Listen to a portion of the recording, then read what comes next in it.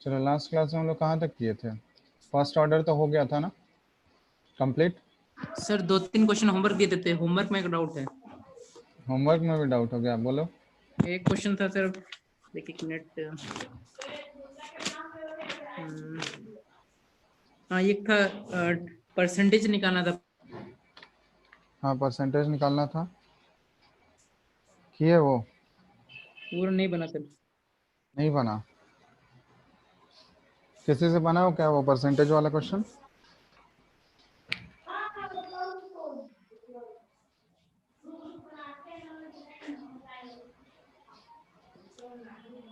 Hello? No yes sir, sir. No sir, no sir, नहीं नहीं बना। बना? नहीं।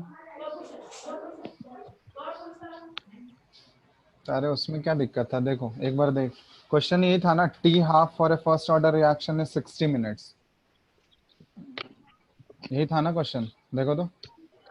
फर्स्ट ऑर्डर के लिए टी हाफ का वैल्यू दिया हुआ है 60 मिनट, यही था ना। हाँ। अब हमको पता है कि ये फर्स्ट ऑर्डर रिएक्शन है, तो T half first order reaction का वैल्यू क्या होता है बताओ तो। 0.693/k। हाँ तो 0.693 बाई के, इसका वैल्यू कितना दिया हुआ है? 60। तो के का वैल्यू आ जाएगा क्या यहाँ? हाँ। यहाँ से के का वैल्यू निकाल लोगे? Yes sir. 0.693 बाई 60। 60। ये मिनट के टर्म में आएगा तुम्हारा जो भी है। हाँ। क्लियर है? के यहाँ से पुट कर दिया। अब इंटरवल फार्मूला तुम लोग को बताए थे ना, इंटरवल फार्मूला क्या होता है? k equals to 1/t हाँ, के into equal 2 to 1/t 2.303 by t by t into log log c naught by naught ct। By C t. Naught by city. ठीक है, तो तुमसे परसेंटेज पूछा गया, यहाँ से हमको के का वैल्यू पता है, के का वैल्यू वहां से जो निकाले वो पुट करोगे यहाँ पे। Yes sir. ठीक है, और टी का वैल्यू पूछा गया है, तो टी का वैल्यू तुम लोग यहाँ पे क्या पुट करोगे, कौन से टाइम के बाद पूछा गया है? 240 मिनट्स। हाँ 240 मिनट्स। तो यहाँ से देखो, यहाँ अगर ये टी का वैल्यू पुट करोगे 240 मिनट्स, तो यहाँ से तुमको सी नॉट बाय सी टी का रेशियो मिल जाएगा क्या सॉल्व करोगे तो? कैसे सर? रेशियो मिलेगा ना C not by C T, log solve करोगे तो। हाँ कुछ सर। भी कुछ भी तो पता नहीं है इसके बारे में ना। अरे के का वैल्यू पता है, टी पता है, तो सी नॉट बाय सी टी का रेशियो नहीं निकाल पाओगे? Yes sir. यहाँ से तो के निकल गया ना, के का हाँ। वैल्यू तो यहाँ ये तो आया के का वैल्यू। और उसके बाद टी का वैल्यू कौन से टाइम पे पूछा गया है? 240 मिनट्स पे पूछा गया है। ये पुट करो और सी नॉट बाय सी टी का वैल्यू कैलकुलेट एक बार देख लो। हम सॉल्व नहीं कर रहे हैं, हम आंसर बता देंगे लास्ट में कितना है, तुम लोग एक बार खुद से करना। यहाँ से सॉल्व ही तो देखो। नहीं हो रहा है सर, हाँ ये सॉल्व ही नहीं हो रहा है ना। ये तो सॉल्व करो ना, कैलकुलेटर यूज कर लेना अगर ज्यादा कॉम्प्लेक्स आ रहा है तो। एंटी लॉग लगाना पड़ेगा इसमें। हाँ तो एंटी लॉग के लिए कैलकुलेटर यूज कर लेना। एक्चुअली इस टाइप के ये सब्जेक्टिव क्वेश्चन में दिया हुआ है, ऑब्जेक्टिव में तुमको ऐसा क्वेश्चन रहेगा कि आसानी से वो सॉल्व हो जाए। तो यहाँ पे अगर कैलकुलेटर यूज करने का जरूरत पड़ रहा है तो कैलकुलेटर यूज कर लेना। ठीक है, उससे तो हो जाएगा ना एंटी लॉग। हाँ सर। हाँ तो सर क्या? हाँ बोलो। मॉड्यूल में जो क्वेश्चन दिए थे उसमें एक्टिवेशन एनर्जी के बारे में से बहुत सारा क्वेश्चन था, वो नहीं बना। अरे तो अभी बताए कहाँ है एक्टिवेशन एनर्जी? जितना बोले हैं जीरो ऑर्डर और फर्स्ट ऑर्डर का ही बोले हैं ना सॉल्व करना। एक्टिवेशन एनर्जी वाला पार्ट करेंगे अभी हम लोग। स्टार्टिंग में वही था, एक्टिवेशन एनर्जी से सारा क्वेश्चन था। नहीं तो उसमें तुम जो नहीं पढ़ा है वो नहीं करना था। यहाँ पे देख लो, ये क्लियर है ना, सी नॉट बाय सिटी का रेशियो हमको मिल जाएगा। Yes sir.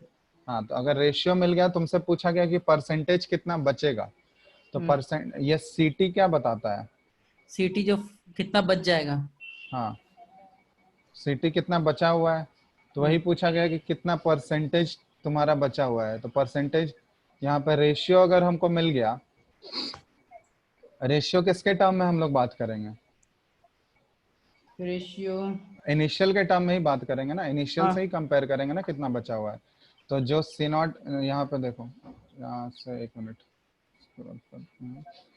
जो यहाँ पे आया है सी नॉट बाय सी टी का जो रेशियो आएगा, इसी को हम लोग रिवर्स कर दें अगर, तो c t by c naught ये हमको बता देगा क्या फ्रैक्शन कितना बचा हुआ है, यस सर। बताएगा ना। और हाँ। इसी को 100 से मल्टीप्लाई कर दोगे तो वो परसेंटेज मिल परसेंट। जाएगा। हाँ इसी को 100 से मल्टीप्लाई कर दोगे तो परसेंटेज मिल जाएगा ना मेरे को। मिल जाएगा। हाँ तो बस वही निकालना है।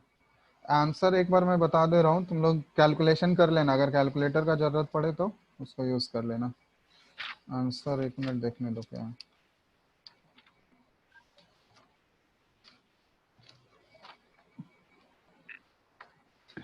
कोई सॉल्व किया है क्या इसको?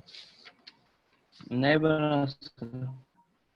तो कैलकुलेटर नहीं रखे हो घर पे, उससे सॉल्व कर लेना एक बार। अब समझ में आ गया ना कैसे करना है? एक बार ट्राई करना खुद से। आंसर कितना है सर? आंसर है 7। रुको, फर्स्ट क्वेश्चन का आंसर क्या था चंदन?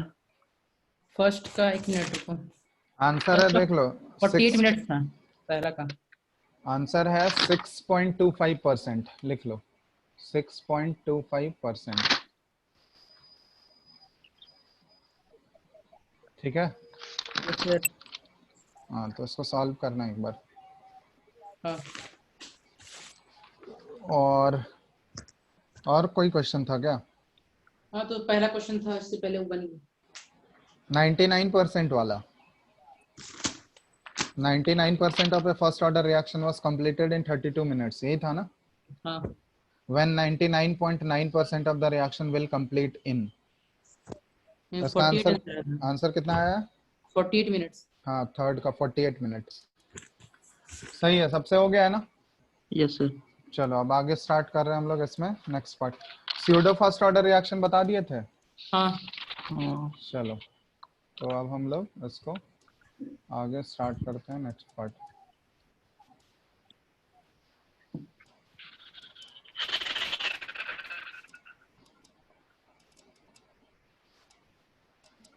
यहाँ पे अब हम लोग एक कैलकुलेशन कर रहे हैं, यहाँ पे लिखो। ठीक है, कैलकुलेशन करेंगे हम लोग हाफ लाइफ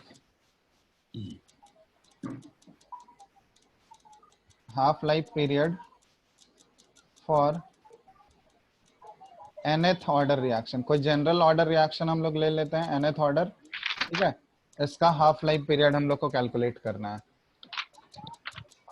ठीक है, कोई भी जनरलाइज्ड इक्वेशन हम लोग ले लिए हैं, इक्वेशन ले लेते हैं। चलो यहाँ पे ए से कोई बी है ये रिएक्शन, और हमको पता है यहाँ पे मेंशन किया हुआ है कि ये nth ऑर्डर रिएक्शन है। तो nth ऑर्डर रिएक्शन है तो इसका हाफ लाइफ पीरियड हमको कैलकुलेट करना है।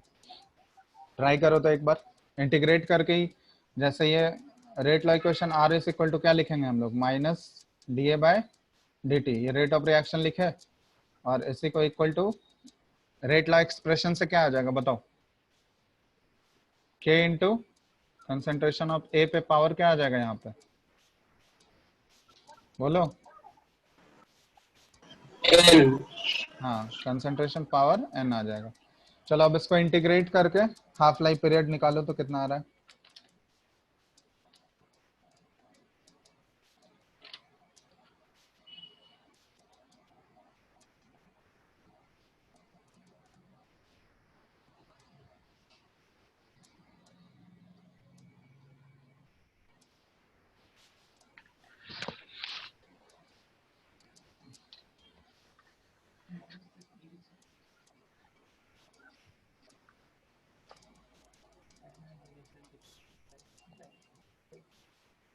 कर रहे हो इंटीग्रेट?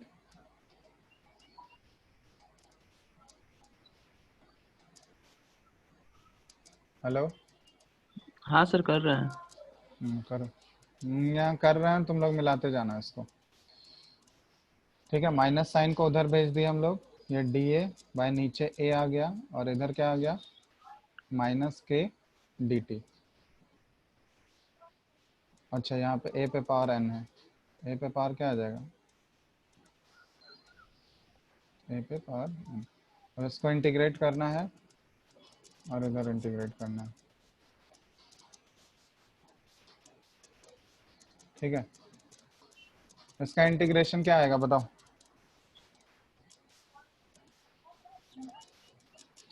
और यहाँ पे हम लोग पुट कर देते हैं, लिमिट क्या पुट करेंगे, सी नॉट से या सी टी, और यहाँ पे ये 0 से टी टी, 0 से टी। ठीक है। अब यहाँ पे इस टाइप का फॉर्म हो गया ना, यहाँ पे देखो 1/x पे पावर n dx, इसका इंटीग्रेशन क्या आता है बताओ तो? ln ln ln x, नहीं, ln sorry x the power 1 minus n कर सकते हैं। x पे x power x minus one n minus plus 1 by minus n plus 1, यही होता है ना? हाँ यस हाँ, सर किए हो गए ना ये सब? यस हाँ सर। सर। हाँ तो बस वही करना है यहाँ पे। इसको a पे पावर n, यहाँ पे x की जगह पे a है, बस a से रिप्लेस कर दो, ये क्या आ जाएगा? a पे पावर माइनस n प्लस 1 और नीचे बाय, सॉरी माइनस हाँ, बाय माइनस n प्लस 1, यही होगा। और इसका लिमिट हमको पुट करना है कहाँ से कहाँ तक? सी नॉट से सी टी तक। सी नॉट से सी टी तक। और इस साइड क्या आ गया बताओ? इस माइनस साइड के इंटू टी। माइनस के इंटू टी। हाँ चलो लिमिट पुट करके बताओ कितना आ रहा है?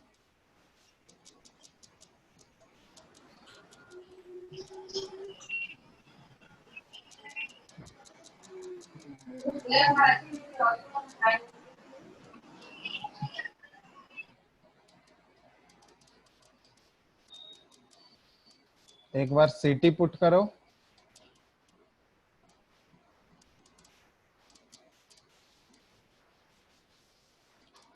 देखो n तो यहाँ पे ये n-1 वाला जो है, ये तो इफेक्ट नहीं होगा ना कंसंट्रेशन से, इसमें तो दिख रहा है यहाँ पे। हमको सी नॉट और सी टी सिर्फ किस जगह रिप्लेस करना होगा बताओ, किसके जगह पे? ए के एक्स जगह पे ही, हाँ ए एक के ही जगह, ठीक है। ये n माइनस n प्लस 1 वाले में तो कोई रिप्लेसमेंट नहीं होगा, इसमें तो कोई वैल्यू पुट नहीं करेंगे ना हम लोग, जगह। करेंगे क्या? No sir. नहीं करेंगे तो इन दोनों को उधर भेज देते हैं हम लोग, इसमें तो कोई चेंज नहीं आएगा, दोनों में कॉमन ही आ जाएगा तुम्हारा। तो इसको कॉमन लेके हम लोग उस साइड ट्रांसफॉर्म कर दे रहे हैं, तो उस साइड ट्रांसफॉर्म कर दे रहे हैं। इधर क्या बच जाएगा? सिर्फ a पे पावर माइनस n प्लस 1 बच जाएगा, और इसका लिमिट पुट करो तुम लोग, सी नॉट से सी टी पुट करो, और इधर हम लोग भेज दिए 1 माइनस n, इधर आ गया, ठीक है। और आगे माइनस साइन है, तो ये क्या बन जाएगा? n-1 बन जाएगा, और k इंटू टी, देख लो, क्योंकि ऑलरेडी वहां पे माइनस साइन था पहले से, माइनस के टी था ना।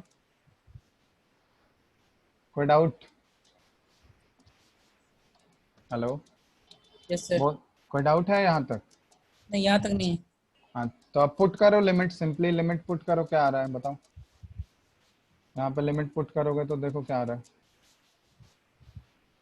अरे इसको नीचे ले आओ ना, इसको हम लोग देखो a पे पावर माइनस n प्लस 1 को हम लोग लिख सकते हैं 1/a पे पावर n-1, यही आ जाएगा। पावर नीचे लेते हैं तो वो चेंज हो जाएगा ना। और ये सी नॉट से सी टी, अब पुट करो लिमिट, अब आसान हो गया, n-1 और ये k इंटू टी। अब लिमिट पुट करो, क्या आ रहा है? अब एक बार a के जगह पे क्या पुट करोगे? सी टी पुट करोगे, ये क्या आ गया? 1/ct पे पावर n-1 माइनस और minus 1/c C not not पे power n-1 equal to n-1 into K T. n-1 into K T. ये एक्सप्रेशन आ गया nth ऑर्डर के लिए,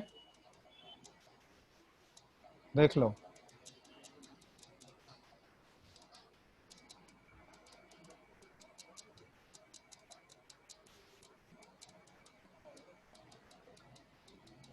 अब यहाँ पे देखो, जो सेकंड ऑर्डर का हम लोग किए थे डेरिवेशन, याद है? सेकंड ऑर्डर काइनेटिक्स का जो डेरिवेशन किए थे, यस सर। क्या आया था उसमें? 1/ct equal to 1/c naught plus k t था ना, देख लो। एक्सप्रेशन वही आया था ना, 1/ct equal to 1/c naught plus k t. तब यहाँ पे देखो, इस वाले एक्सप्रेशन में अगर n का वैल्यू 2 पुट करोगे तो वही चीज आ जाएगा, आ जाएगा ना। तो ये जनरलाइज्ड इक्वेशन आ गया। कोई भी nth ऑर्डर अगर रिएक्शन हमको दिया है तो उसके अकॉर्डिंग हम लोग पुट कर लेंगे, ठीक है। अब यहाँ पे एक्चुअली हम लोग कैलकुलेट क्या कर रहे हैं बताओ? कैलकुलेशन किस चीज का कर रहे हैं हम लोग?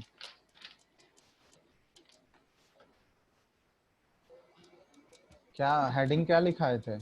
Half time Half period life. पूरा nth ऑर्डर मतलब हाफ टाइम। लाइफ पीरियड हमको निकालना है।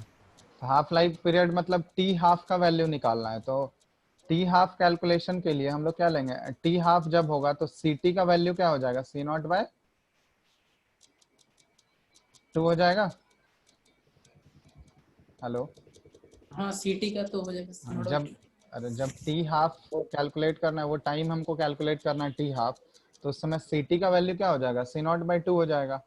तो बस सी टी की जगह पे सी नॉट बाई 2 पुट करो और सिंप्लीफाई करके देखो क्या आ रहा है।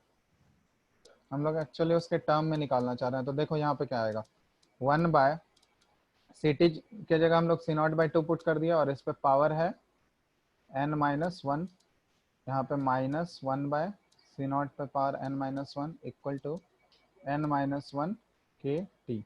इसी को सिंप्लीफाई करो।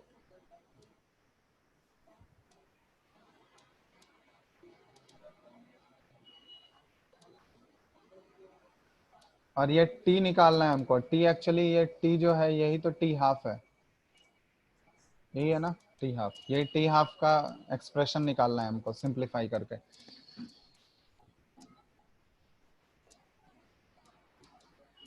तो देखो यहाँ पे हम लोग अगर इसको करेंगे, 2 को ऊपर भेज दिए तो 2 पे पावर n-1 ऊपर चला गया, नीचे क्या बचा, सी नॉट पे power n-1 -1 by c naught पे पावर n-1, और इधर क्या हो गया n-1 के टी हाफ। अब देखो यहाँ पे कहीं भी किसी स्टेप में दिक्कत होगा तो बोलना। ऊपर सॉरी,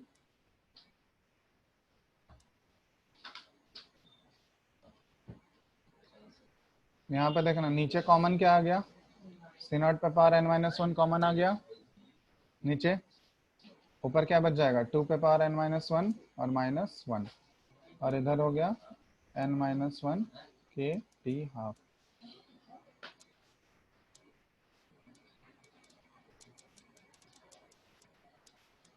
आवाज आ रहा है क्या? हेलो, हाँ सर, आ रहा है।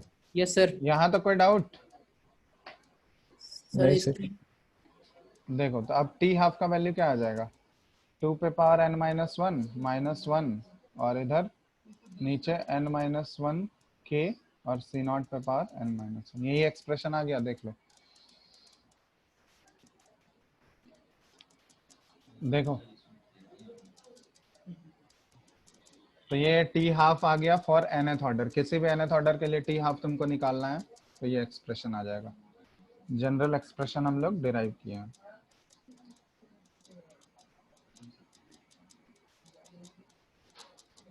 कोई डाउट? सर पूरा लिखे नहीं है, थोड़ा स्क्रीन ऊपर कीजिएगा। अरे यार, तो ये सब खुद से नहीं कर सकते हो, ये सिंप्लीफिकेशन देखो और ऊपर करें। नहीं ठीक है।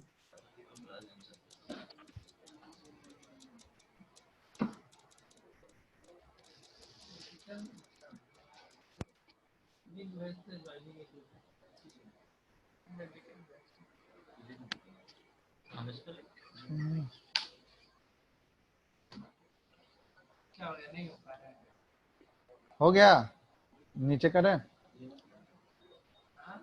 हेलो, यस सर कर दीजिए, हो गया। सैकत क्यों yes sir, hand yes raise sir, हो कर गया, रहा है? हो गया सर। अच्छा ठीक है, अब यहाँ तक जल्दी जल्दी लिखो।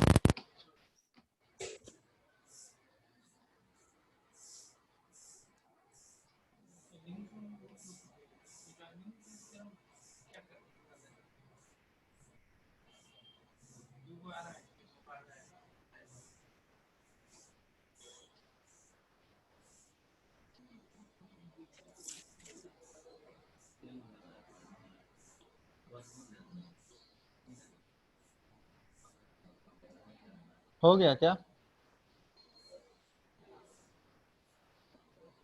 चंदन? Yes sir. लिख लिए? हाँ लिख लिए।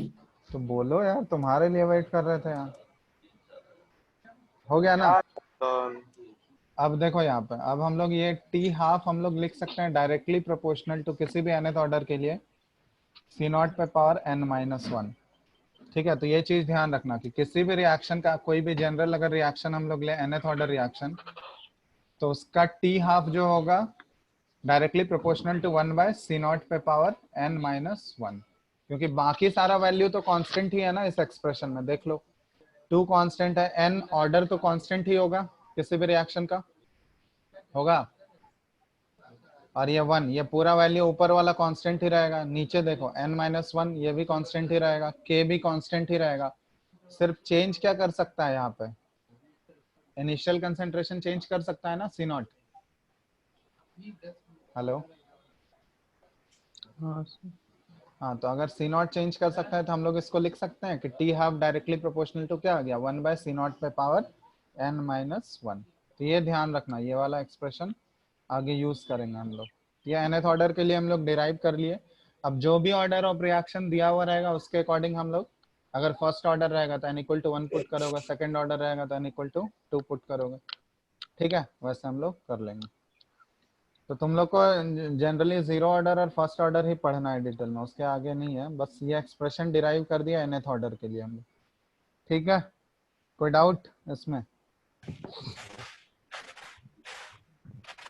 सर हाँ बोलो। क्या बता, n के वैल्यू अगर एक बैठा है तो क्या होगा सर? फर्स्ट ऑर्डर के लिए तो सर इसमें t आप तो सर k का डायरेक्टली प्रोपोर्शनल है ना, हाँ, तो सर यहाँ पे n की जगह एक बैठा है तो 1 - 1 0 हो जाएगा, तो C0 तो 1 हो फिर जाएगा। वो अनडिफाइंड हो जाएगा ना, 1/0 वो डिफाइन थोड़ी ना होता है। तो ये फर्स्ट ऑर्डर के लिए इसीलिए बताया, तो फर्स्ट ऑर्डर के लिए वो वाला एक्सप्रेशन यूज करोगे, क्योंकि n=1 पुट करोगे तो उसके लिए ये तो सर वैलिड C0 नहीं का है। वैल्यू तो सर पूरा 1 हो जाएगा ना, 1/1 1 हो जाएगा पूरा। वन होगा सर, जीरो नहीं। हाँ C0 1 हो जाएगा ना, अगर n1 हुआ तो 1 हो 1/C0 का जगह 1 हो जाएगा ना, और n की जगह 1। अच्छा ये जाएगा। बोल रहे हो यहाँ 2/0 पे n का वैल्यू अगर 1 पुट करोगे, हाँ हाँ, तो 1 - 1 ये 0 हो गया, C0 पे पावर 0, तो किसी भी नंबर पे पावर 0 उसका वैल्यू क्या आ जाएगा, 1। हाँ, तो सर तो पार्ट तो हाँ, सर फर्स्ट ऑर्डर के लिए तो सर t हाफ तो सर k के डायरेक्टली प्रोपोर्शनल है ना, k के डायरेक्टली प्रोपोर्शनल, मतलब वही चीज है ना, ये बताए भी थे तो कि इनडायरेक्टली फर्स्ट ऑर्डर रिएक्शन के लिए टी हाफ जो होता है इनिशियल कंसंट्रेशन पे डिपेंड करता है क्या? नहीं। नहीं करता है, उसका वैल्यू हमेशा फिक्स रहता है 0.693 k। k। तो वो वैल्यू हमेशा रिएक्शन का, वो इनिशियल कंसंट्रेशन कुछ भी ले हम लोग, वो टी हाफ का वैल्यू हमेशा क्या रहेगा, कांस्टेंट। जब तक k चेंज नहीं होगा तब तक उसका टी हाफ का वैल्यू चेंज नहीं होगा। ये सिर्फ किसके लिए वैलिड है, फर्स्ट ऑर्डर के लिए ही, क्योंकि बाकी सारे में पुट करोगे तो देखो बाकी सारे में इनिशियल कंसंट्रेशन आएगा ही आएगा, सिर्फ n=1 ही पुट करोगे, उसी समय इनिशियल कंसंट्रेशन वाला टर्म नहीं आएगा। ये देख भी चुके हैं हम लोग टी हाफ फर्स्ट ऑर्डर वाले में, देख लिया है ना, ठीक है, वही चीज है। कोई डाउट नहीं है ना इसमें, आगे बढ़े हम लोग।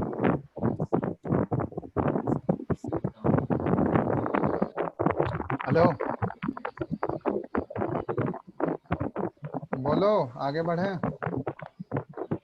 Yes sir. हाँ सर। हाँ सर। चलो फिर आगे हम लोग नेक्स्ट टॉपिक स्टार्ट करते हैं इसमें। तो ये तो हो गया, हम लोग zero order, first order, nth order का ये डिस्कस कर लिए। अब कुछ एक्सपेरिमेंटल मेथड होते हैं to predict the order of the reaction. तुमको मान लो अगर k का वैल्यू भी नहीं दिया, हम बता चुके हैं कि ऑर्डर, किसी भी रिएक्शन का ऑर्डर जो है वो कैसे प्रेडिक्ट होता है, एक्सपेरिमेंटली ही प्रेडिक्ट होता है। रिएक्शन देख के बता सकते हैं क्या? No sir. नहीं बता सकते हैं। तो या तो तुमको k का वैल्यू दिया रहेगा, अगर k का वैल्यू दिया हुआ है तो k का यूनिट देख के भी बताए थे रिएक्शन का ऑर्डर प्रेडिक्ट किया जाता है, बताए थे सबसे पहला क्लास में। हेलो, याद है कि नहीं? k का यूनिट देख के हम लोग order of the reaction predict कर सकते हैं ना। देखो सबसे फर्स्ट क्लास में ये चीज बताया गया था।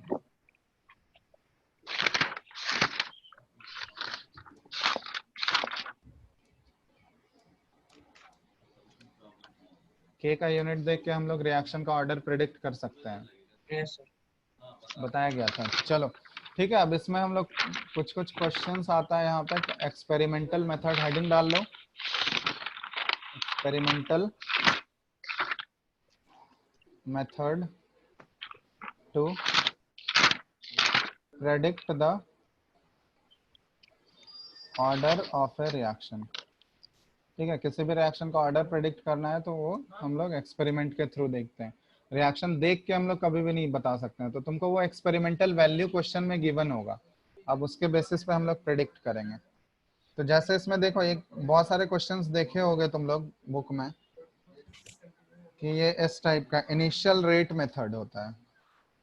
देखो पहला वाला हम लोग चीज देख रहे हैं, उसको नोट करते जाना साथ साथ ही। इनिशियल रेट मेथड, ठीक है, इनिशियल रेट मेथड। अब देखो इसको हम लोग एक क्वेश्चन के थ्रू ही देखते हैं। नोट कर लियो इसको, initial rate method.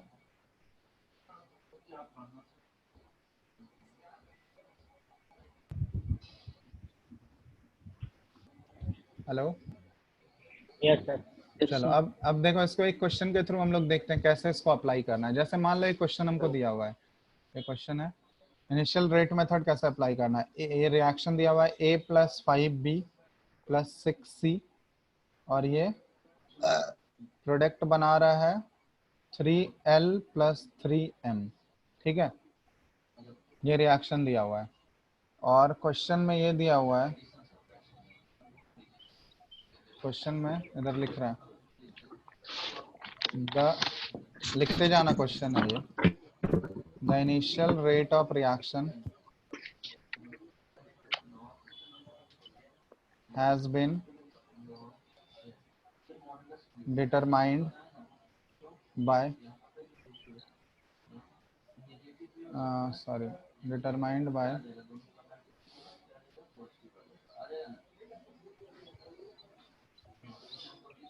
measuring the rate of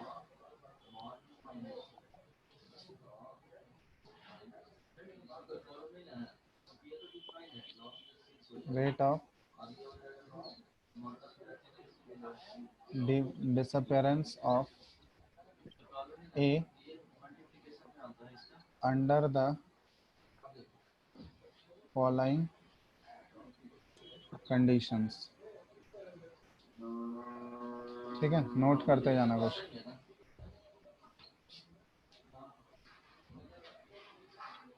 following condition.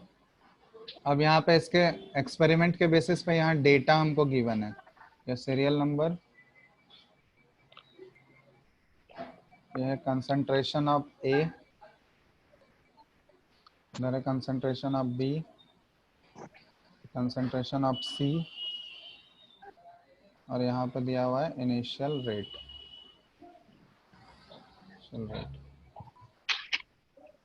ठीक है, ऐसा टेबल बना लेना। इस टाइप के क्वेश्चन देखोगे बुकलेट में बहुत है, तो इसको देखो कैसे सॉल्व करते हैं हम लोग। यहाँ पे डेटा दिया हुआ है, पहला डेटा है सीरियल नंबर 1 में, ए का कंसंट्रेशन है 0.02, बी का है 0.02, सी का है 0.02 और इस समय जो रेट दिया हुआ ये है 2.08 इंटू 10⁻³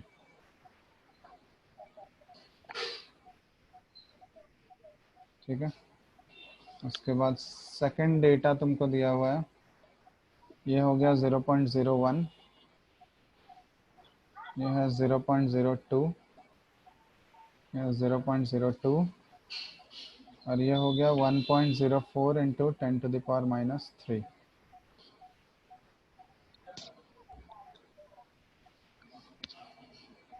थर्ड डेटा दिया हुआ है 0.02, 0.04, 0.02 और 4.16 इंटू 10⁻³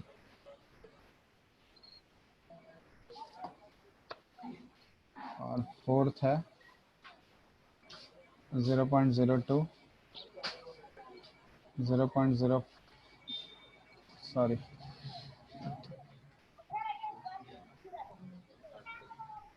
0.02, 0.04 तो 8.32 इंटू 10⁻³। डेटा नोट कर लिए सब लोग? Yes sir. नोट किए? चलो इसमें देखो क्वेश्चन लिखो तो पहला पार्ट है, डिक्टेट कर दे रहे हैं, क्वेश्चन लिखो तो पहला पार्ट। डेटा लिख लियो ना सब लोग चारों? यस सर, लिख लिए। Yes sir. चलो फर्स्ट पार्ट लिखो। पहला क्वेश्चन है इसमें, calculate order of the reaction with respect to A, B and C. Calculate order of the reaction with respect to A, B and सी।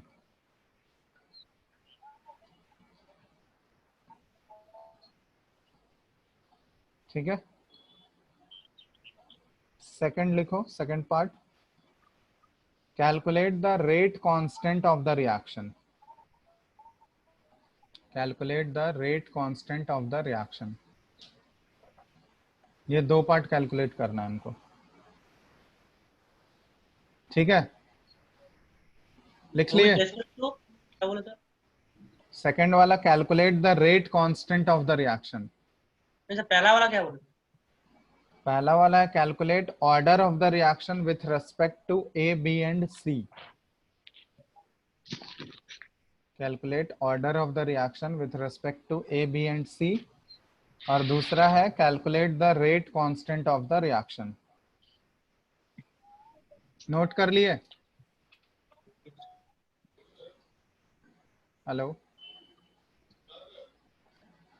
हाँ सर। चलो हाँ अब सर, देखो बिल्कुल। इसको कैसे प्रोसीड करना है। यहाँ पे हमको डेटा दिया हुआ, ये रिएक्शन तो गिवन है। यहाँ पे कितने रिएक्टेंट्स इन्वॉल्व हैं बताओ तो? ए, बी और सी, टोटल 3 रिएक्टेंट इन्वॉल्व हैं। अब इन तीनों के रेस्पेक्ट में हमको ये कैलकुलेट करना है कि ए के रेस्पेक्ट में ऑर्डर क्या होगा, बी के रेस्पेक्ट में ऑर्डर क्या होगा और सी के रेस्पेक्ट में ऑर्डर क्या होगा। और वो निकालने के लिए हमको एक्सपेरिमेंटल डेटा गिवन है और उसका इनिशियल रेट दिया हुआ है। अब देखो इसको कैसे यूज करेंगे। तो सबसे पहले अगर लॉन्ग टर्म तरीके से हम लोग देखें तो सबसे पहला मान लो अगर रेट लॉ एक्सप्रेशन हमको लिखना है तो रेट लॉ एक्सप्रेशन क्या आ जाएगा, के इंटू कंसेंट्रेशन ऑफ ए पे पावर मान लेते हैं ए के रेस्पेक्ट में ऑर्डर एक्स है, बी के रेस्पेक्ट में ऑर्डर क्या है वाई, और सी के रेस्पेक्ट में ऑर्डर है जेड। ठीक है, और ये एक्स वाई जेड का वैल्यू हमको कैलकुलेट करना है। और यहाँ पे देखो, अब इसको कैलकुलेट करने के लिए डेटा हमको गिवन है।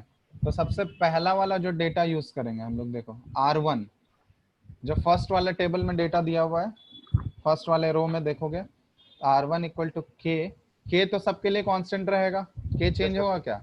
नो सर, नहीं, टेम्परेचर चेंज नहीं हो रहा। पहले वाले में बताओ तो कंसंट्रेशन कितना है ए का? 0.02। 0.02। 0.02 और इस पे पावर x हो जाएगा। सेकंड वाले में कितना है? बी का कितना है? 0.02। 0.02 पे पावर, सॉरी पावर क्या आ जाएगा यहाँ पे? हाँ, y y y y. Power इसका y हो गया। सी का कितना है? 0.02। 0.02 ही है और इस पे पावर z आ गया। ठीक है, और उस समय ये R1 का वैल्यू कितना है बताओ? रेट का उस समय रेट का वैल्यू कितना है? यहाँ पुट कर देते हैं हम लोग 2.08 इंटू 10 टू द पावर -3। और इसका सर पहला इक्वेशन निकालना पड़ेगा क्या? हाँ, इसी तरह तुमको दोनों का equation- रेशियो निकाल कर सर हर एक हाँ में वो हो जाएगा। रेशियो लेके करना होगा तुमको। ये पहला इक्वेशन है। हाँ, तो सर इसी कुछ तरह इक्वेशन होगा लास्ट में सर, इक्वेशन को इक्वेट कर देंगे तो आसान सा आ तो जाएगा। ये लॉन्ग टर्म मेथड है, इसका भी शॉर्टकट हम ये मेथड समझ गए सब लोग कैसे हाँ, करना है? शॉर्टकट में तो शॉर्टकट में शॉर्टकट में सर डिफरेंस ऑब्जर्व करेंगे तभी सर हो जाएगा ना। Difference हाँ observe वो चीज अभी बता रहे हैं। पहले ये वाला मेथड सीखो। अगर मान लो उससे नहीं कर पा रहे हो कोई भी, तो हमको लॉन्ग टर्म मेथड, ये चारों जो डेटा दिया हुआ है हमको उसको यूज करना है। उससे 4 इक्वेशन बनेगा, मेरा बनेगा ना? Yes sir. सर। अब उसी इक्वेशन को तुमको रेशियो ले लेके सारा एक्स वाई जेड का वैल्यू तुमको निकालना है। जैसे ये पहला इक्वेशन बना है, फर्स्ट वाला वैल्यू हम लोग पुट किए तो पहला इक्वेशन बना। उसी तरह सेकंड वाला वैल्यू पुट करोगे तो दूसरा इक्वेशन बनेगा। थर्ड वाला वैल्यू पुट करोगे तो तीसरा बनेगा। उसके बाद पहले वाले का दूसरे के साथ रेशियो लेंगे तो उससे कुछ कैंसिल आउट होके रेशियो वो निकलते जाएगा। ठीक है, तो वैसे हम लोग 3-4 इक्वेशन बनेगा तो उसका इक्वेशन सॉल्व करके एक्स वाई जेड का वैल्यू निकालना है। तो ये लॉन्ग मेथड है। अगर मान लो उससे समझ में नहीं आ रहा है, वो वाला प्रोसेस अभी बताएंगे कैसे मैंने देखना है ऑब्जर्व करके, तो तुमको इसी मेथड से करना होगा। इसमें किसी को डाउट नहीं है ना? नो सर, हम्म, नो सर। कर लोगे ना ऐसे? रेशियो लेके चारों जो डेटा दिया हुआ है, यहाँ टेबल बना हुआ है, उसके अकॉर्डिंग सारा वैल्यू पुट करना है और रेशियो लेना है तुम लोगों को। अब देखो इसको कैसे ऑब्जर्व करना है। ये पहले इसको नोट कर लो। ये वाला, कर लिया सर। ठीक है, नोट करो जल्दी।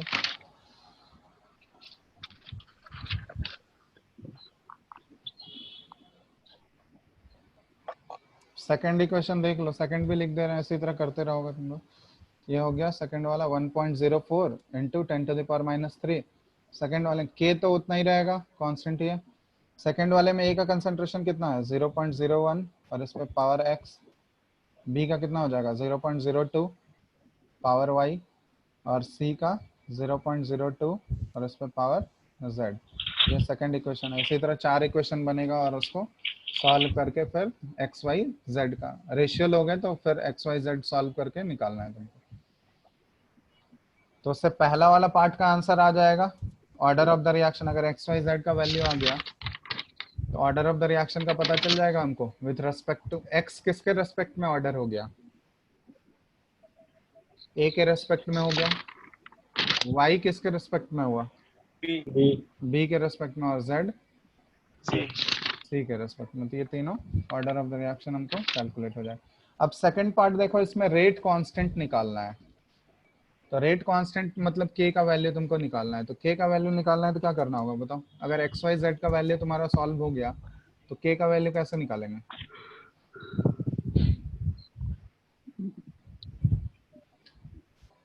बोलो। सर एक्स वाई जेड अगर निकल गया तो फिर क्वेश्चन में पुट कर एक्स देंगे, आई उसके बाद आपको निकल जाए। हाँ तो फिर इक्वेशन में किसी भी सर देखो। चारों में से कोई एक इक्वेशन में पुट कर दो वैल्यू, हाँ सर, तब निकल कोई एक जाएगा। इक्वेशन यूज करके के का वैल्यू निकाल सकते हो अगर एक्स वाई जेड सॉल्व हो गया तो, ठीक है ना।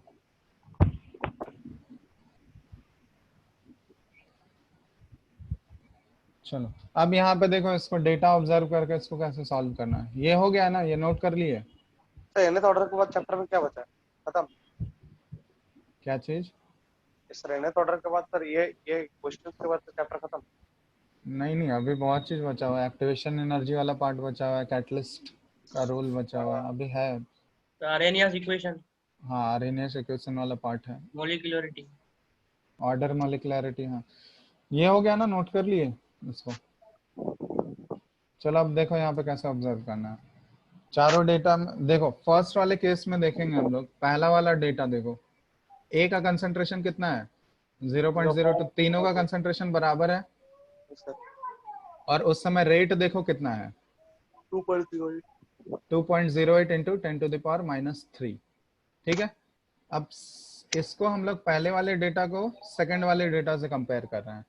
पहले और सेकंड वाले में देखो अंतर क्या है, बी और सी का कंसंट्रेशन तो चेंज नहीं किया जा रहा है, बी और सी का कंसंट्रेशन उतना ही है जितना फर्स्ट वाले में लिए थे हम लोग, ठीक है। Yes, sir, constant and हाँ बी और सी को कांस्टेंट रखा गया और ए का कंसंट्रेशन क्या किया गया, हाफ कर दिया गया। 0.02 था इनिशियली, उसको हाफ कर दिया, मतलब 0.01 हो गया, मतलब हाफ हो गया।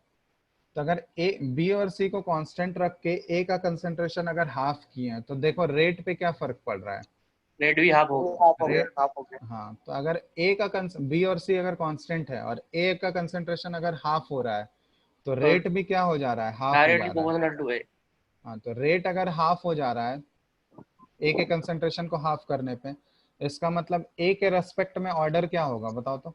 ए पे पावर कितना आना चाहिए, 1 होना चाहिए, क्योंकि सिंपली डायरेक्टली प्रोपोर्शनल हो जाएगा ना, क्योंकि ए का कंसंट्रेशन अगर हाफ हो रहा है तो रेट भी हाफ हो रहा है, मतलब पावर क्या आना चाहिए उसके ऊपर, फर्स्ट ऑर्डर रिएक्शन होना चाहिए। क्लियर है। इसमें तुमको वो देखना होगा कि बी और सी चेंज नहीं होना चाहिए, ए के लिए निकाल रहे हैं तो बी और सी का कंसंट्रेशन कांस्टेंट होना चाहिए। तो ये पहले और सेकंड वाले डेटा को अगर ऑब्जर्व कर रहे हैं तो इसमें बी और सी का कंसंट्रेशन क्या है, कांस्टेंट रखा गया है, मतलब बी और सी को चेंज नहीं कर रहे हैं। तो बी और सी अगर कांस्टेंट रखे हम लोग तो ए का कंसंट्रेशन अगर हाफ हो रहा है तो रेट भी क्या हो जा रहा है, हाफ हो जा रहा है। तो रेट भी हाफ हो रहा है, इसका मतलब ए के रेस्पेक्ट में ऑर्डर क्या होगा, फर्स्ट ऑर्डर रिएक्शन होगा, ठीक है। तो ए के रेस्पेक्ट में ऑर्डर तो हमको पता चल गया। अब उसी तरह बी और सी के रेस्पेक्ट में ऑर्डर निकालना है। तो बी और अगर मान लो चलो बी के रेस्पेक्ट में अगर हमको निकालना है तो बी के रेस्पेक्ट में ऑर्डर निकालने के लिए कौन सा दो डेटा को कंपेयर करेंगे बताओ तो। 1 and 3. 1 और 3 को।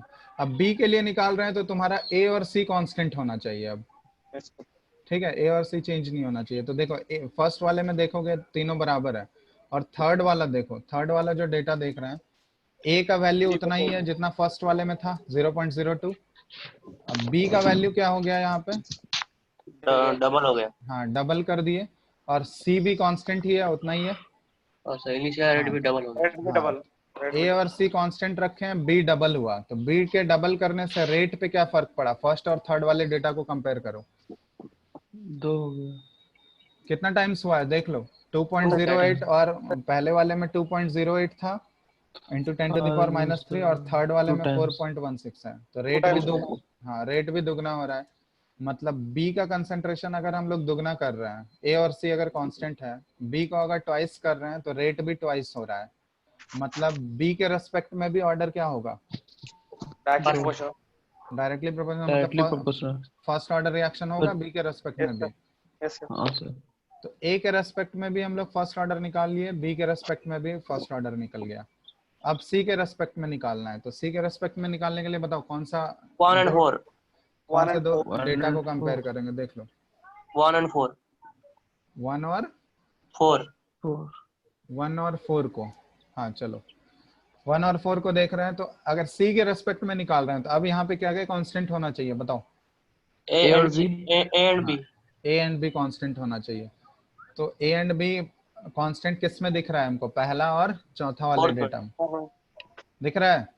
Yes sir.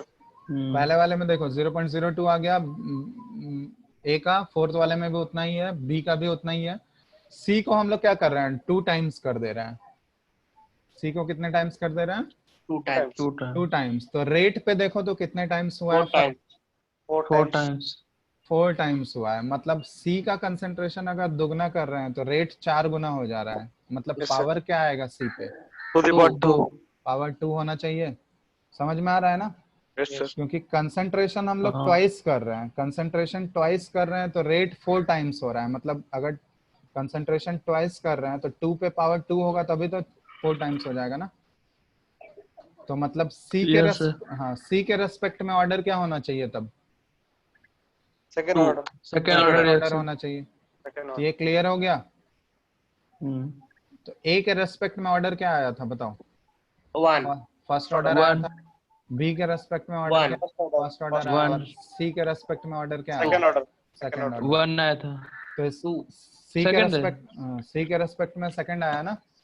यस तो सर। सब मिलेगा कंसंट्रेशन, 4 हो गया। हाँ कंसंट्रेशन ट्वाइस करने पे रेट 4 गुना हो रहा है। मतलब ऑर्डर क्या होगा सी के रेस्पेक्ट में। Second order. तो यहाँ से देखो ये डेटा भी ऑब्जर्व करके हम लोग डायरेक्टली, इसमें कोई कैलकुलेशन करने का जरूरत नहीं है, बस डेटा तुमको ऑब्जर्व करना है, चारों डेटा में कांस्टेंट रख के कैसे हमको तो आइडिया लगाना है। तो अब यहाँ से डायरेक्टली हमको ऑर्डर पता चल गया, तब हम लोग यहाँ पे लिख सकते हैं directly rate law expression. Yes sir. R is equal to क्या लिख सकते हैं हम लोग, के इंटू ए पे पावर एक्स का वैल्यू अब क्या आ गया, 1 आ गया, 1 1। वाई का वैल्यू क्या आ गया, 1 आ गया, और z का वैल्यू कितना आ गया, 2 z का वैल्यू बताओ, 2। 2 हो गया। तब देखो इसमें बिना कोई कैलकुलेशन के हम लोग ये ऑर्डर निकाल लिए, ए के रेस्पेक्ट में ऑर्डर 1 है, बी के रेस्पेक्ट में ऑर्डर 1 है, और सी के रेस्पेक्ट में ऑर्डर क्या हो गया, 2 2। हो गया। Overall order of the reaction अगर पूछा जाए तो क्या होगा आंसर बताओ, 4। 4 हो गया, 4। 2 + 1 + 1 4 आ गया। चलो तो फर्स्ट पार्ट तो कैलकुलेट हो गया ना हमारा। Yes sir. चलो अब सेकंड पार्ट कैलकुलेट करना है। तो सेकंड पार्ट कैलकुलेट करना है हमको, अगर ऑर्डर पता चल गया है तो के का वैल्यू नहीं निकाल लोगे, यस सर। कोई फर्स्ट वाला ही वैल्यू, कोई एक वैल्यू यूज करके हम लोग सॉल्व कर लेंगे के लिए। सारे से सेम ही आएगा वैल्यू, तुम चारों में से कोई भी वैल्यू यूज करोगे के का वैल्यू चारों इक्वेशन से सेम ही आएगा तुम्हारा, नहीं तो पुट करके देख लेना। बताओ तो के, अब सॉल्व करके बताओ के कितना आ रहा है, कोई एक वैल्यू यूज कर लो क्योंकि ऑर्डर हमको पता चल चुका है। के का वैल्यू बताओ कितना आ रहा है, कोई भी वैल्यू यूज कर सकते हो इसमें, पहला दूसरा तीसरा चौथा सबसे सेम आएगा। सॉल्व करके बताओ कितना आ रहा है।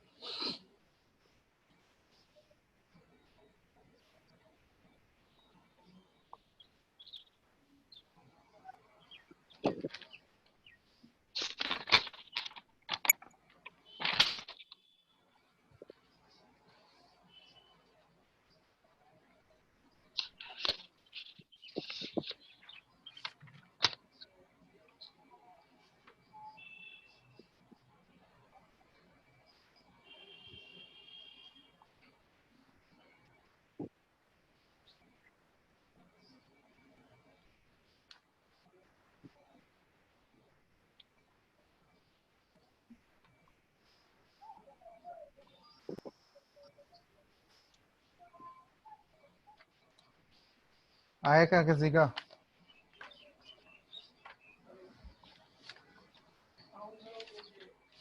Sir 1.3 into 10 to the power 4.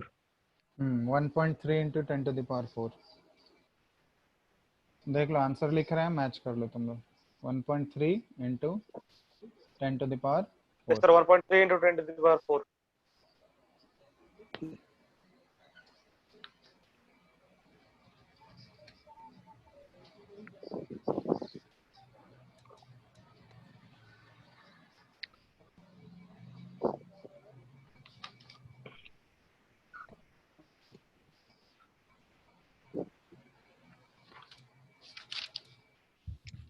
Sir दे। हाँ बोलो। तो ये समझ में नहीं आया कैसे निकाले के का वैल्यू। अरे यार के का वैल्यू देखो, पहला वाला इक्वेशन दिख रहा है तुमको? हाँ पहले वाले इक्वेशन में हमको एक्स वाई जेड का वैल्यू तो पता चल चुका है ना। Yes sir. तो बस सॉल्व करो, सारा वैल्यू तो गिवन है। 0.02 पे पावर 1 होगा, 0.02 पे पावर 1 होगा, और यहाँ z का वैल्यू 2 आया है, उसको सॉल्व कर लो बस।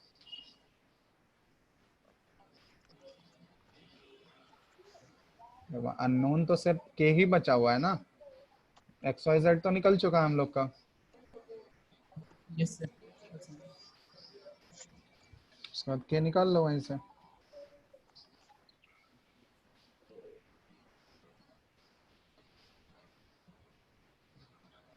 बना लोगे क्वेश्चन? एक क्वेश्चन दे रहा है, हो गया ना नोट ये?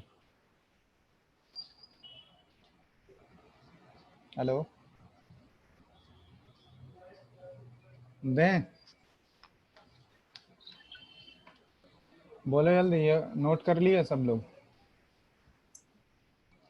नोट हो गया सर। चलो ठीक है, एक क्वेश्चन दे रहा है इसी से रिलेटेड, करो तो। बुकलेट में देखना है, इससे रिलेटेड बहुत सारे क्वेश्चंस हैं। एक क्वेश्चंस करा दे रहे हैं यहाँ पे। क्वेश्चन है a प्लस बी एक रिएक्शन है a प्लस बी से c, ठीक है। यहाँ पे डेटा दिया हुआ है हमको। अच्छा, यहाँ पे सीरियल नंबर है, कंसंट्रेशन ऑफ ए नॉट है, इनिशियल कंसंट्रेशन ये बी नॉट, और इधर इनिशियल रेट दिया हुआ है, इनिशियल रेट, ठीक है। इसमें पहला वाला डेटा है फर्स्ट, ए का वैल्यू गिवन है 0.012, बी का दिया हुआ है 0.035, और इनिशियल रेट है 0.10। सेकंड दिया हुआ है 0.024, 0.070, 0.80।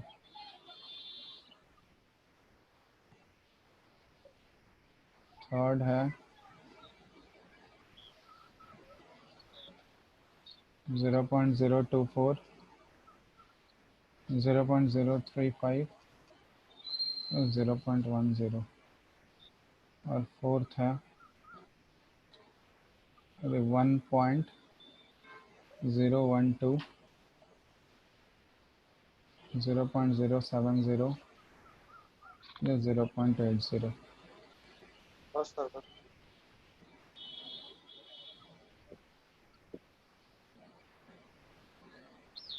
ठीक है, तुमको रेट लॉ एक्सप्रेशन बताना है,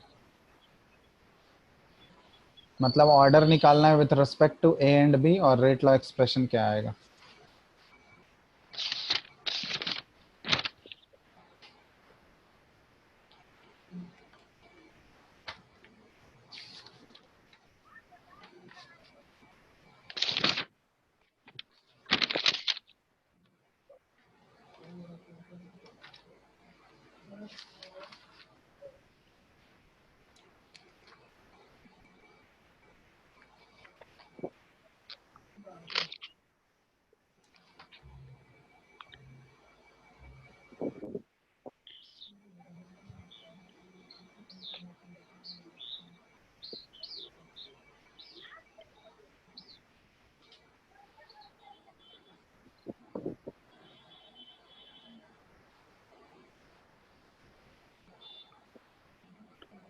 सर ए पे तो डिपेंड नहीं कर रहा है। ए पे डिपेंड नहीं कर रहा है। नहीं सर, कर रहा sir no change on rate. Order 3 हो जाएगा सर, और रेट ला एक्सप्रेशन हो जाएगा rate equal to k into b to the power 3। चलो चेक कर लेते हैं एक बार कि ए के लिए निकाले कौन सा वैल्यू यूज किए बताओ। ए के लिए निकालने के लिए हम लोग कौन कौन सा वैल्यू यूज किए। 1 और 3। वो 1 एंड 3। 1 एंड 3। हाँ हाँ। चलो 1 एंड 3 किए तो 1 एंड 3 पे क्या आ गया बताओ। 1 एंड 3 को कंपेयर किए। ए डबल Rate हो रहा पे है लेकिन सर इसमें कंसंट्रेशन में कोई फर्क नहीं है। ए डबल हो रहा है और कंसंट्रेशन तो वही हो रहा है 0.1। कॉन्सेंट्रेशन नहीं है ना, वो रेट है। रेट ठीक है चलो बी कांस्टेंट है उन दोनों में। हाँ sir b to the power 3 आ रहा है। हाँ बी अगर कांस्टेंट है, पहला और थर्ड वाला डेटा देखो, बी को कांस्टेंट रखे हैं, ए का कंसंट्रेशन डबल हुआ, ए के कंसंट्रेशन डबल होने पर रेट पे कोई फर्क पड़ रहा है क्या? नहीं पड़ रहा है। रेट वही है 0.1 और 0.1, मतलब ए का कंसंट्रेशन कुछ भी हो रहा है, रेट पे कोई फर्क नहीं पड़ रहा है। तो ऐसा कौन से ऑर्डर में होता था बताओ तो? फर्स्ट ऑर्डर में। Zero order. जीरो ऑर्डर में ना। जीरो में होता। हाँ पावर अगर जीरो रहेगा तभी तो फर्क नहीं पड़ेगा कंसंट्रेशन का।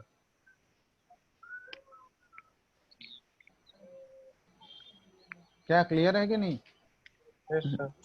चलो तो मतलब फर्स्ट और थर्ड को यूज करके हमको क्या पता चला कि ए का कंसंट्रेशन अगर चेंज कर भी रहे हैं हम लोग तो उस पे उससे रेट पे कोई फर्क पड़ रहा है क्या?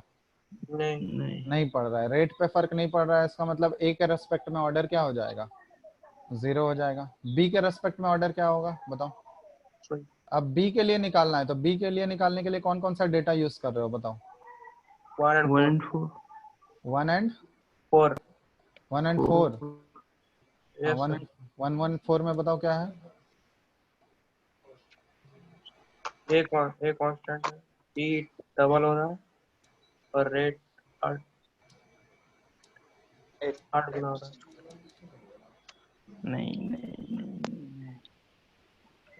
अरे यहाँ पे ये 0 पॉइंट होगा क्या यहाँ पे? हाँ वो 0 होगा, 4 पे 0 होगा ना तो सर। 4 में 0 होगा सर। ठीक है वो देखो। 0 तभी कांस्टेंट है। ठीक है 2 और 3 को भी यूज कर सकते हो तुम लोग, 1 और 4 को भी यूज कर सकते हो, कोई भी निकाल सकते हो क्योंकि 2 और 3 में भी तो ए कांस्टेंट है ना। हाँ सर उसमें से हाफ हो जाएगा बी का। हाँ वो उतना टाइम्स कम हो जाएगा। और उसी तरह 1 और 4 में भी कंपेयर कर सकते हैं हम लोग। 1 और 4 देखो यूज करते हैं तो 1 और 4 में ए का कंसंट्रेशन तो सेम है ना, और बी कितना किया जा रहा है? बी डबल हो रहा है। बी अगर डबल हो रहा है रेट कितना टाइम्स हो जा रहा है? 8 टाइम्स हो रहा है। तो अगर देखो कंसंट्रेशन दोगुना कर रहे हैं और रेट 8 गुना हो जा रहा है तो पावर क्या होना चाहिए 2 पे? क्यूब होना चाहिए। मतलब ऑर्डर क्या होना चाहिए रेट ऑफ बी के रेस्पेक्ट में? ऑर्डर क्या होना चाहिए? 3 होना चाहिए। तभी तो अगर कंसंट्रेशन दुगना कर रहे हैं रेट 8 गुना हो जा रहा है। जैसे यहाँ पे देखो, यहाँ लिख के बता दे रहे हैं कि जैसे मान लो रेट ला एक्सप्रेशन हम लोग लिख रहे हैं R is equal to k into B है और इस पे पावर मान लेते हैं कुछ x है, ये x निकालना है हमको। रेट बोला जा रहा है कि 8 टाइम्स हो जा रहा है, 8R हो जा रहा है और k तो उतना ही रहेगा। कितने कंसंट्रेशन चेंज करने पे कितना टाइम्स हम लोग कंसंट्रेशन किए हैं? 2b, ये किया है ना। और ये पावर x। तब देखो x का वैल्यू कितना होना चाहिए, तो रेशियो ले लो। रेशियो लोगे तो क्या आ जाएगा बताओ? R/8 is equal to 2। हाँ रेशियो सॉल्व करोगे, इसको सॉल्व करोगे तो x का वैल्यू कितना आ जाएगा? 3 आ जाएगा। देख लो सॉल्व करके ऐसे सॉल्व भी कर सकते हो या जनरल आइडिया भी लगा सकते हो कि अगर कंसंट्रेशन दुगना कर रहे हैं और रेट 8 गुना हो जा रहा है मतलब पावर क्या होना चाहिए बी के रेस्पेक्ट में? 3 होना चाहिए। 3 तो मतलब बी के रेस्पेक्ट में ऑर्डर क्या हो जाएगा? 3 हो गया। और 3 हो गया और ए के रेस्पेक्ट में कोई ऑर्डर होगा क्या?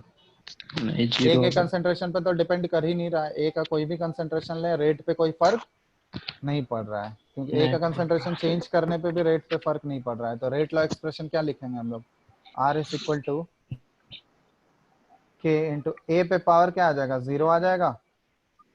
ए के रेस्पेक्ट में ऑर्डर 0 हो गया और बी के रेस्पेक्ट में ऑर्डर क्या हो गया, 3 हो गया। तो इसको डायरेक्टली हम लोग लिख सकते हैं, ए वाला टर्म हटा भी सकते हैं।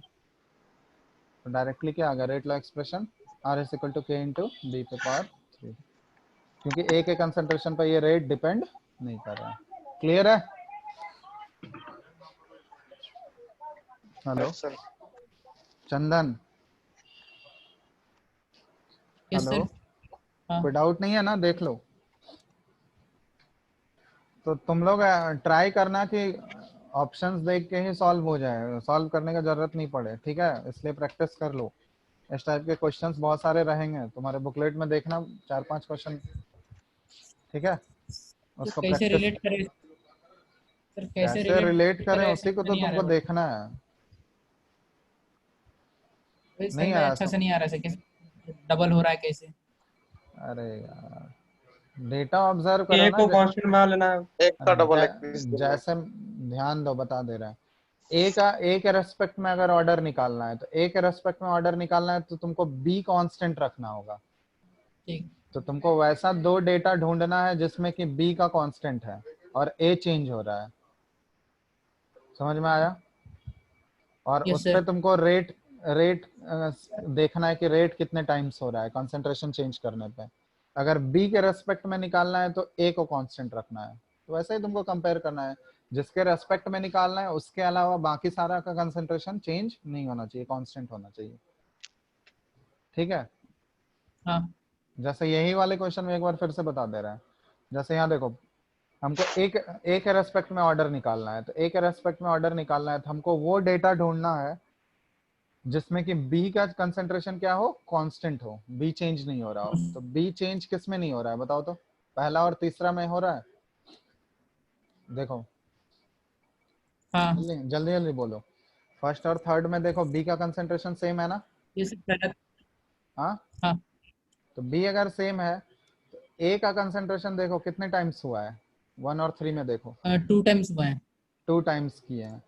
तो अगर ए को हम लोग दुगना कर दिया और बी कांस्टेंट है, रेट पे कितना फर्क पड़ा? कांस्टेंट रेट तो सेम रह गया।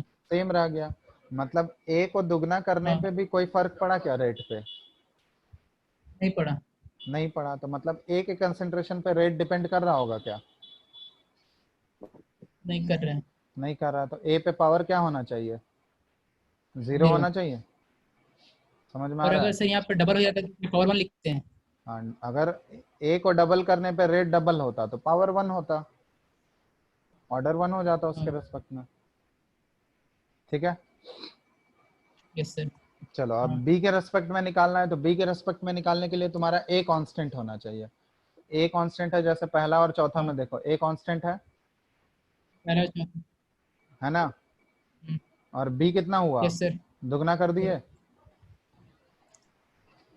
हाँ दुगना हो गया। दुगना हुआ है क्या? 503 हाँ 0.07।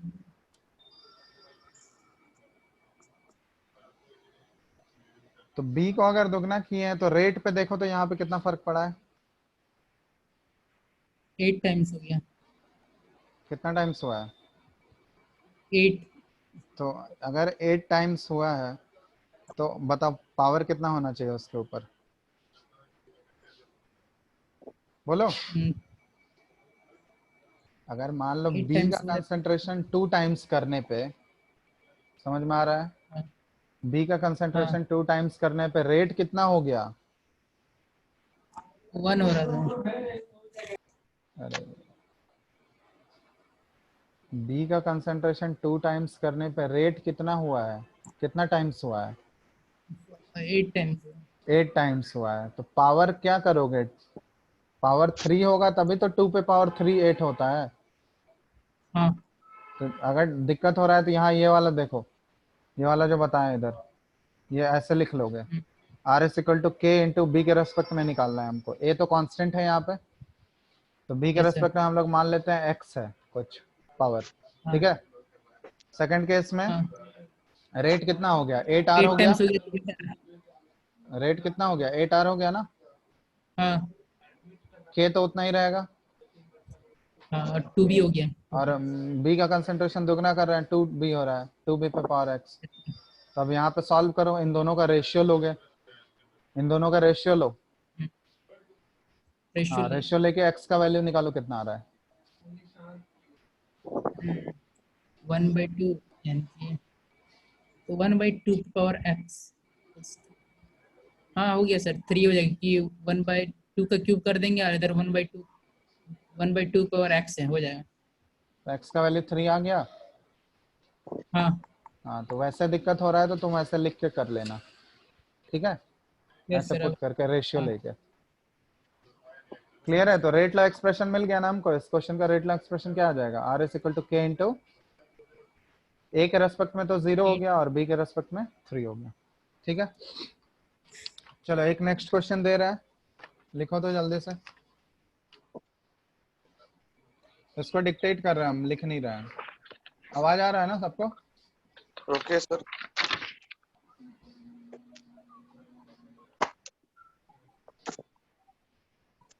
Hello, just a minute. हाँ सर। आवाज आ रहा है? यस सर आ सर। रहा है, मेरा हेडफोन चलो ठीक है,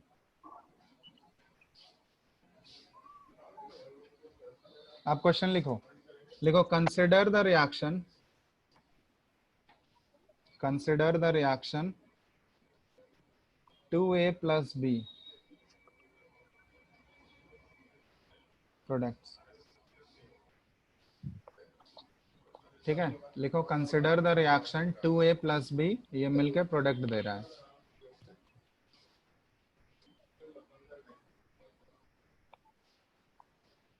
लिख लिए, आगे बताएं।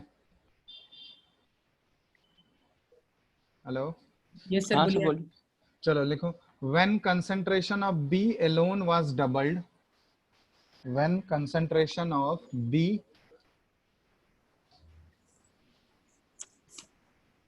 when concentration of B alone was doubled, the half life did not change.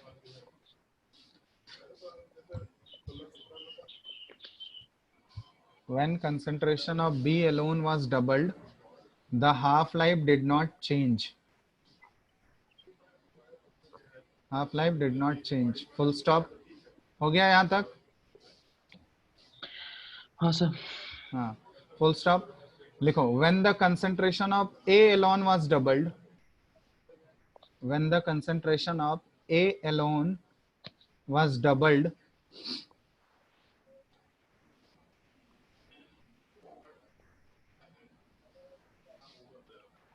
when the concentration of A alone was doubled, comma, the rate increased by 2 times. The rate increased by 2 times.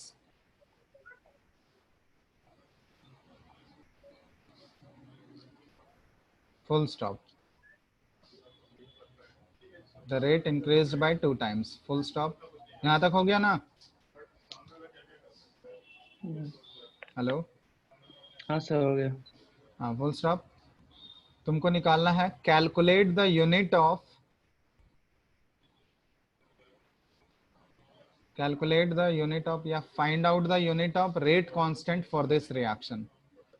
Find out the unit of rate constant for this reaction. Find out the unit of rate constant for this reaction. Find out the unit of rate constant for this reaction. लिख लिए सब लोग?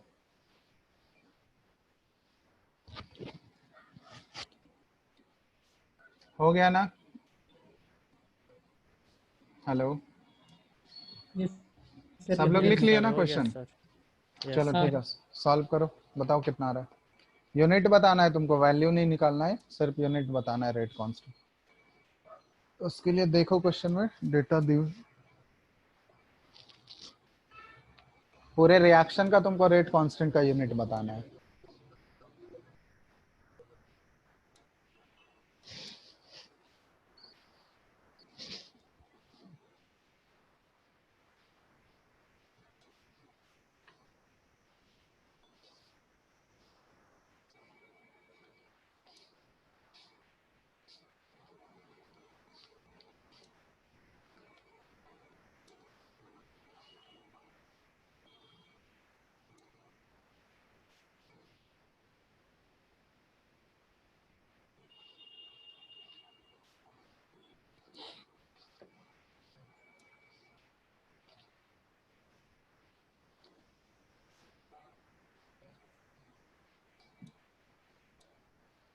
तो second order की unit क्या होता है? तो वही तो बताना है।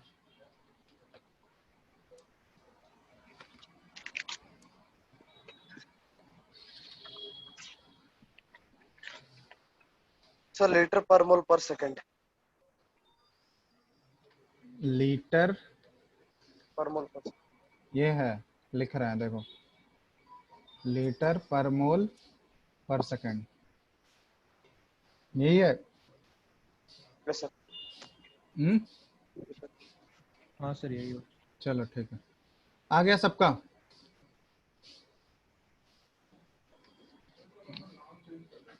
नहीं, इसमें तो कोई कैलकुलेशन भी नहीं करना है, क्वेश्चन एक बार पढ़ोगे समझ में आ जाएगा। देखो यहाँ पे किसको किसको नहीं आया समझ में, बन गया सबसे क्या? Hello, yes sir.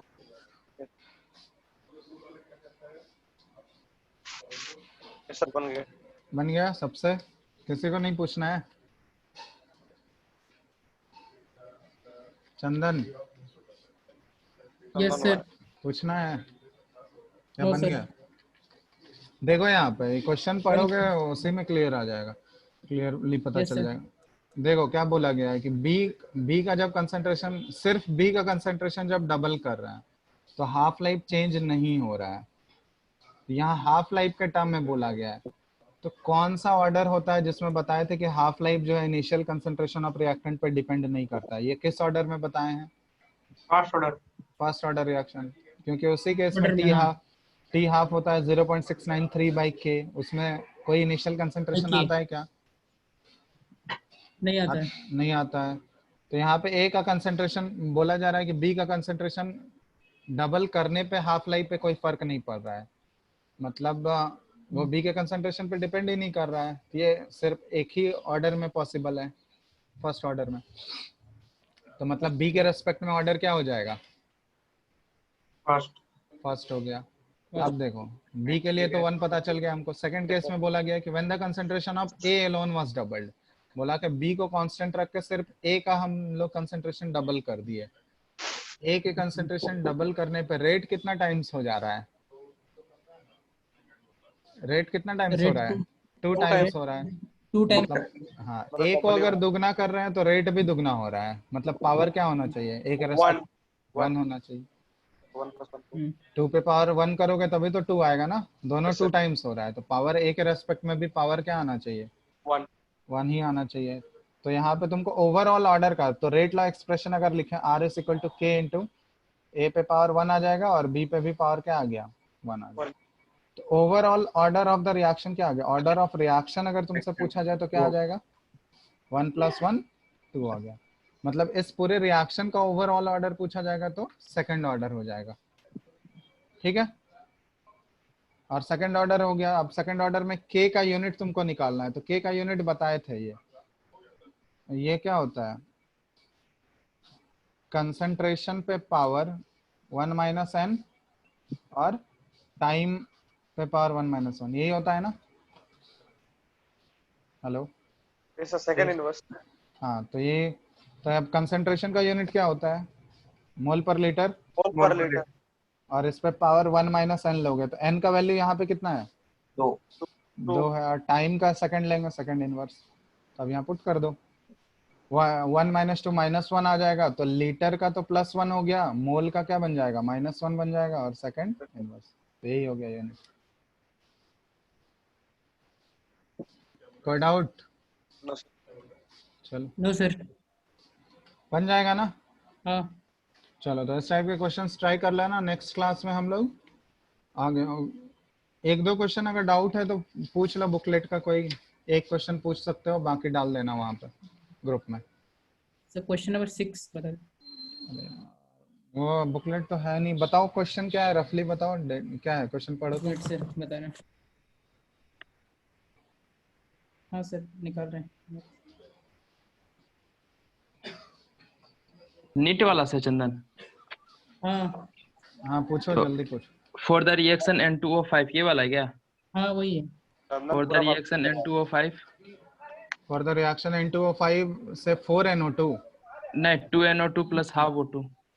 2NO2 plus half O2। अच्छा एक मिनट बोलना तो 4NO2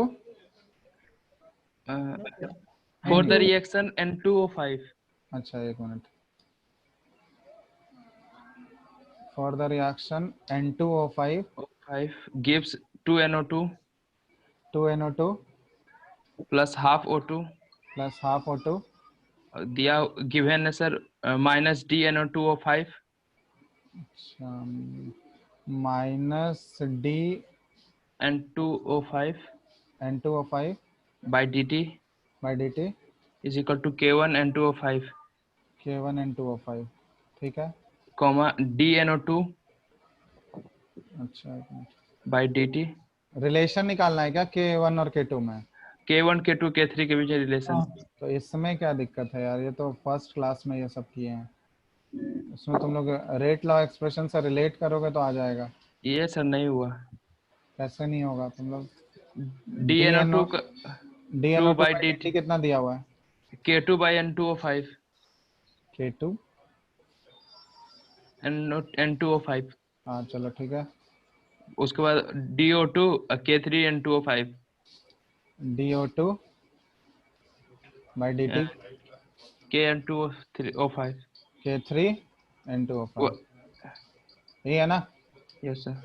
देख लो, पहले तुमको देखना होगा कि बैलेंस इक्वेशन गिवन है या नहीं। बैलेंस इक्वेशन नहीं गिवन होगा तो हम लोग रेट ऑफ रिएक्शन का कोई मतलब नहीं है। दिया हुआ है कि ये बैलेंस इक्वेशन ही गिवन है तुमको, है ना? हाँ सर वही है ना? बैलेंस्ड। हाँ बैलेंस ही है। तब जो बताए थे शुरुआत में रेट ऑफ रिएक्शन लिखने का पहला ही क्लास में बताए थे। स्टोइकियोमेट्रिक कोएफिशिएंट के बेसिस पे क्या बताए थे?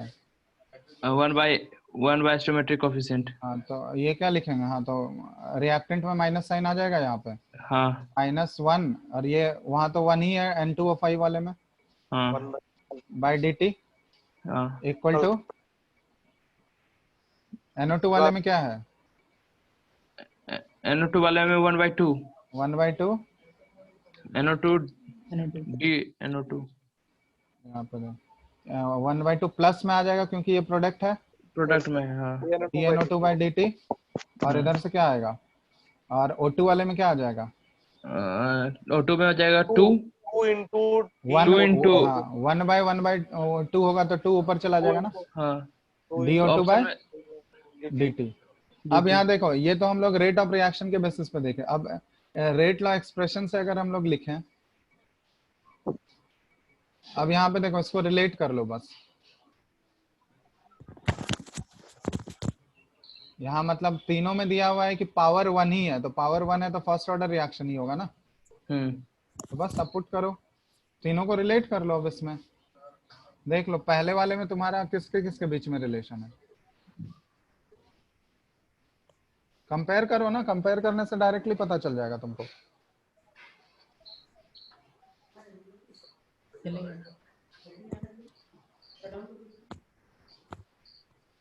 चंदन यस सर। सर अगर तीनों फर्स्ट ऑर्डर रिएक्शन है तो K1 K2 K3 हो जाएगा क्या? K1 K2 K3 उसी के बीच में तो रिलेशन निकालना है। हाँ तो जैसे अगर फर्स्ट ऑर्डर रिएक्शन तीनों में है सर, तो K1 K2